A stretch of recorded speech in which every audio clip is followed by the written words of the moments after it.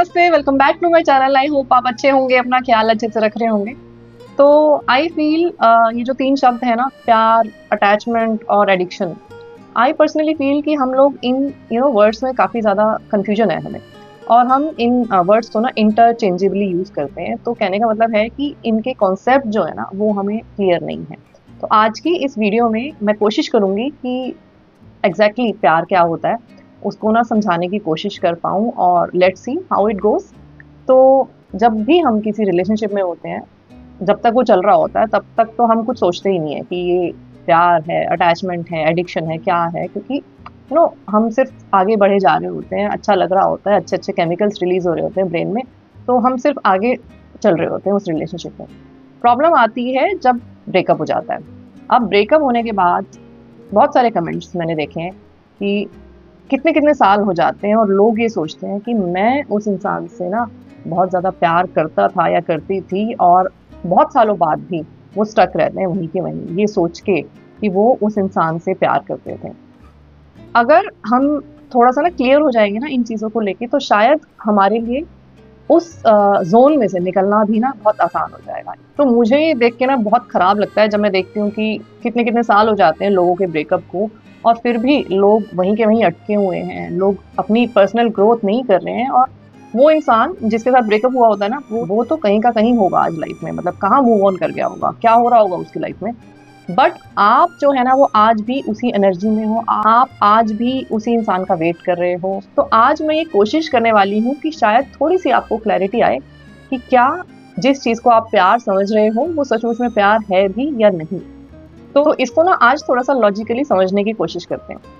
तो हमारा जो माइंड है ना उसको नोन चीज़ें पसंद है, मतलब एक फेमिलियर जोन पसंद है।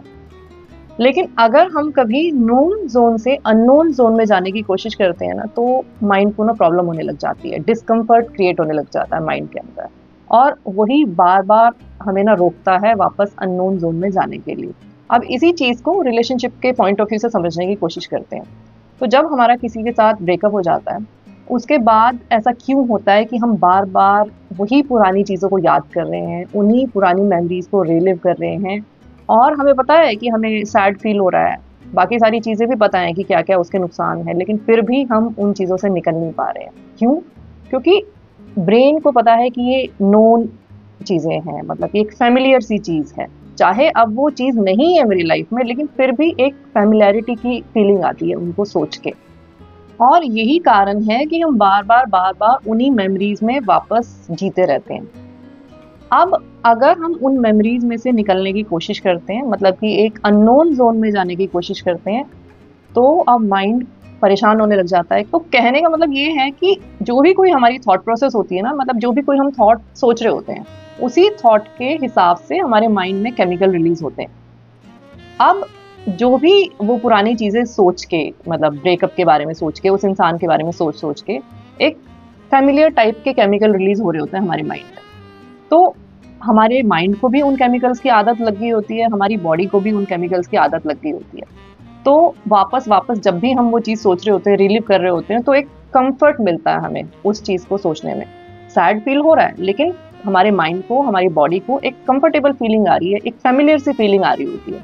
तो जब भी हम ये सोचते हैं ना कि अब से मैं उस इंसान के बारे में नहीं सोचूँगी या सोचूँगा, तो क्या होता है, उन केमिकल्स की प्रोडक्शन होनी बंद होने लग जाती है, और फिर हमारा जो माइंड है उसको एक फ़ैमिलियरिटी की फ़ीलिंग आनी बंद हो जाती है, वो परेशान हो जाता है। हमारी माइंड को एंग्ज़ायटी होने लग जाती है, एंड कुछ-कुछ इफ़ेक्ट बॉडी पे भी देखने को मिलते हैं। तो वापस से हमारा माइंड कहता है कि मुझे कंफर्टेबल फ़ील कराने के लिए ना वही केमिकल्स वापस चाहिए, और वो केमिकल्स कब मिलेंगे, जब हम वही मेमोरीज़ पुरानी वाली सोचते रहेंगे, तो हम कंफर्टेबल ज़ोन में आ जाते हैं। कहने का सीधा-साधा मतलब ये है कि अगर आपका ब्रेकअप हुए 4-5 महीने हो चुके हैं, और अब भी अगर आपको वो पुरानी मेमोरीज़ को भूलने में, या फिर जब आप ये सोचते हो कि आप वापस से याद नहीं करोगे उस इंसान को, और आपको प्रॉब्लम हो रही है, आपको एंग्ज़ायटी हो रही है, आपको मतलब बहुत ज़्यादा ना ये ऐसा हो रहा है कि नहीं, आपको याद करना है वापस उस इंसान को, तो इसका सीधा-साधा मतलब ये है कि आप कहीं न कहीं उन चीज़ों के एडिक्टेड हो चुके हो। इसका मतलब ये बिल्कुल भी नहीं है कि ये सब प्यार आपसे करवा रहा है। प्यार जब होता है ना, जब सचमुच में प्यार होता है, तो एक कंटेंटमेंट होती है, एक सैटिस्फैक्शन होती है, और उस कंटेंटमेंट में आपको ये एंग्ज़ायटी नहीं होगी, कि मुझे वो इंसान चाहिए। आपको ये फीलिंग नहीं होगी कि अगर आप उसके बारे में सोच नहीं रहे हो या उसको भूलने की कोशिश कर रहे हो तो आपको दिक्कत होने लग जाए, आपका कंफर्ट ज़ोन जो है ना वो हिलने लग जाए। प्यार का मतलब ये है कि आपका किसी के साथ रिलेशनशिप था, किसी भी कारण की वजह से अब वो नहीं है, तो आप उस इंसान के बारे में सोच के खुश फ़ील करते हो कि ठीक है, जो था बहुत अच्छा था। अगर कुछ गलत भी हुआ तो वो उसका पार्ट, मैंने तो अपनी तरफ से 100% दिया था, मैंने तो अपनी तरफ से प्यार किया था। अब वो इंसान अगर मेरे पास नहीं भी है तो भगवान की मर्ज़ी है। और आप उस चीज़ को सोच के ना कभी भी बहुत ज़्यादा परेशान या बहुत ज़्यादा दुखी नहीं होगे। एक पीरियड जब कट जाएगा, मतलब 3, 4, 5 महीने जब कट जाएँगे ना, उसके बाद आप उन चीज़ों को लेके ना परेशान फ़ील नहीं होगे। उसके बाद आप एक कंटेंट वाली फ़ीलिंग में रहोगे कि ठीक है, जो था, जैसा था, ठीक था। ये चीज़ होनी थी मेरे साथ तो हो गई। अभी रिज़ल्ट पॉज़िटिव रहा या नेगेटिव रहा वो मेरे हाथ में नहीं था। मैंने अपनी तरफ से बेस्ट किया था। और अगर मैं अभी बात करूँ कि आपको इन एडिक्टेड थॉट से अपने आप को बाहर कैसे निकालना है, तो उसके लिए आपको अपने आप से ना वापस से कनेक्ट करना पड़ेगा। जो चीज़ें आप कभी करते थे, जिनको करके आपको ना बहुत खुशी मिलती थी, कोई भी ऐसी हॉबी या कोई भी ऐसे काम जो आप कभी किया करते थे और आपको ना बहुत अच्छा फ़ील होता था, या पैशन अगर किसी चीज़ के लिए आप फ़ील करते हो, तो वो चीज़ें आपको वापस अपनी लाइफ में ना इनकॉर्पोरेट करनी पड़ेंगी। आपको जो अपना दिन है ना वो इस तरीके से प्लान करना है कि आपके पास बिल्कुल भी ना फ्री टाइम ना हो। जो भी कोई चीज़ें आप कर रहे हो मोस्टली आपको ऐसी करनी है जिनको करके आपको ना अच्छा फ़ील हो रहा है। अगर आप वर्किंग हो और उसके बाद जो आपके पास फ्री टाइम बचता है, तो उस फ्री टाइम में आपको कुछ ना कुछ नई-नई एक्टिविटी ना करते रहनी है। अब ये आपके ऊपर है कि आपको क्या चीज़ें अच्छी लगती हैं और क्या आपकी लाइक्स और डिसलाइक्स हैं, उसके हिसाब से आप ये चीज़ें ढूँढिए कि कौन-सी चीज़ें करके ना आपको बहुत मज़ा आता है, बहुत अच्छा लगता है। वो चीज़ें वापस से अपनी लाइफ में लाइए। फ्री टाइम अपने आप को कम से कम दीजिए। फ्रेंड्स के साथ बाहर जाइए, मूवीज़ देखिए, अच्छी-अच्छी कॉमेडी मूवीज़ देखिए। कोई भी ऐसा पार्ट जहाँ पे सैडिस्टिक पार्ट आपकी लाइफ में ना वापस आ रहा है, सैड सॉन्ग नहीं सुनने हैं, रोमांटिक फ़िल्मों को भी देखने से ना थोड़ा-सा बचो, क्योंकि वापस से वो चीज़ें आपको अपनी वही पुरानी यादों में ले जा सकती हैं।